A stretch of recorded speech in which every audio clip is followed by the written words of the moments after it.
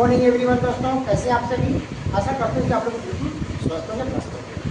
तो दोस्तों, मैं मंचराज सिंह आप सभी का अपने चैनल पर हार्दिक स्वागत करता हूं।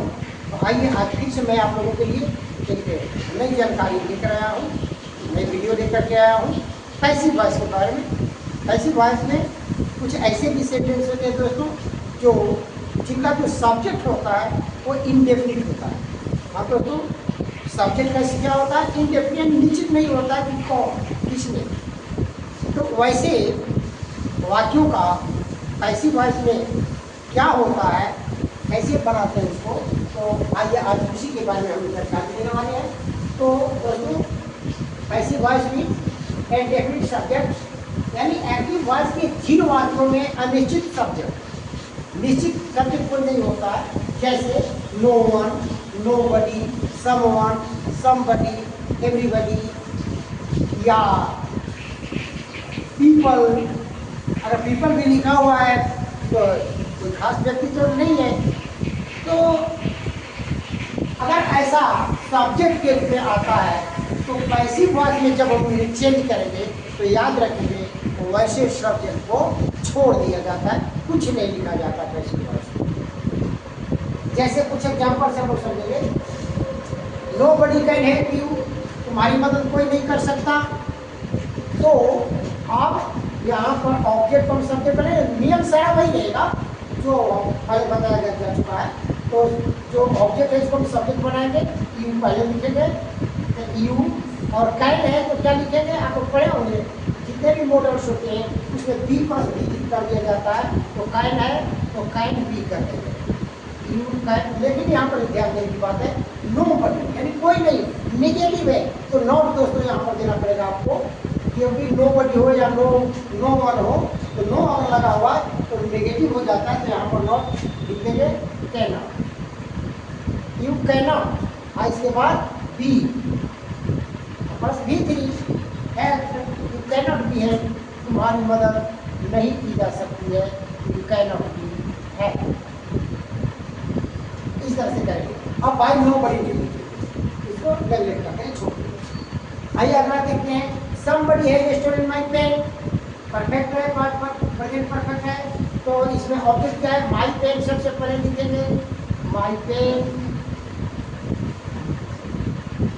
माय पेन, और है, तीनों में कोई भी अगर आता है तो उसके साथ बी निचोड़ दिया जाता है, my pen has be, has B.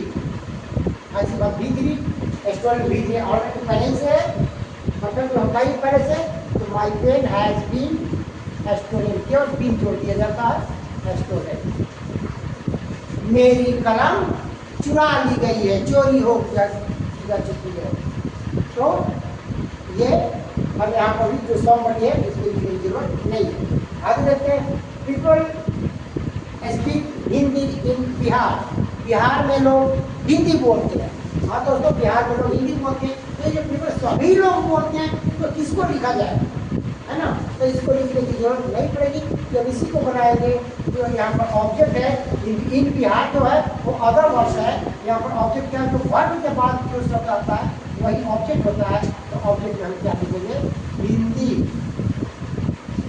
इसके बाद प्रेजेंट इंडिफिनिट टेंस का सेंटेंस है, सब्जेक्ट प्लस V1 देख रहे हैं, तो प्रेजेंट इंडिफिनिट में ही ऐसा आता है, तो हिंदी इसमें इज आर एम का प्रयोग करते हैं, प्लस B3, तो Hindi is spoken, B3 spoken, Hindi is spoken in Bihar, बस people in Bihar, Hindi is spoken in Bihar, यानी बिहार में हिंदी बोली जाती है, बस हो गया। तो और लेते हैं, we should obey the parents, हमें माता पिता की सेवा करनी चाहिए। क्या हमें केवल कुछ लोग हैं उन्हीं को नहीं, ये जनरल है, सबके लिए है।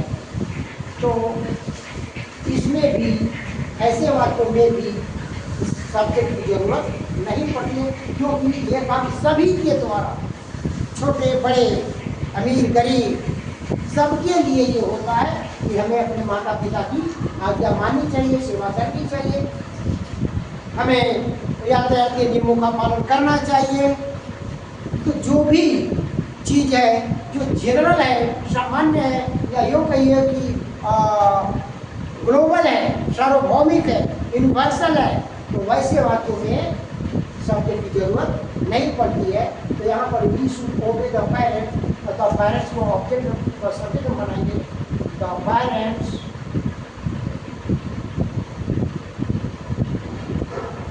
पेरेंट्स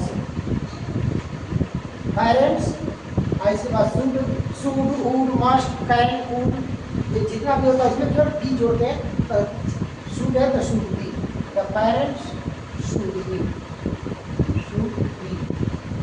और इसके बाद क्या है, ओबे, इसको विधि कर देंगे, ओबे,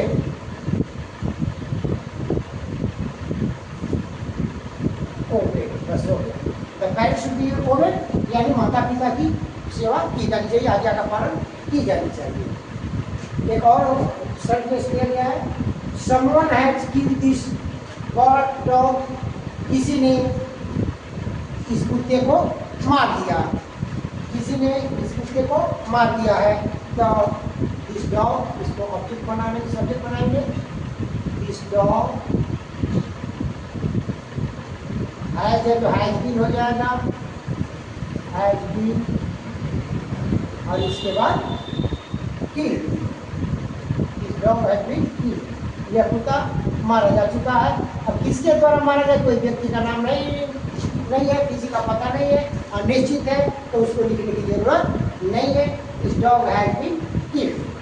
तो दोस्तों आशा करता हूँ कि आप लोग इसे समझ चुके होंगे कि ऐसे वाक्य जिनमें अनिश्चित इनडेफिनिट सब्जेक्ट होता है या ग्लोबली सब्जेक्ट होता है जो सबके लिए मान्य होता है, वैसे सब्जेक्ट को पैसिव वॉइस में हम नहीं लिखते हैं, हटा देते हैं। तो आप लोग इसी एग्जाम्पल से समझ चुके होंगे। तो दोस्तों आज के लिए बस इतना ही, मिलते हैं फिर से एक नए वीडियो में एक नई जानकारी के साथ। तब तक के लिए आप सभी को बहुत बहुत धन्यवाद। Thank you.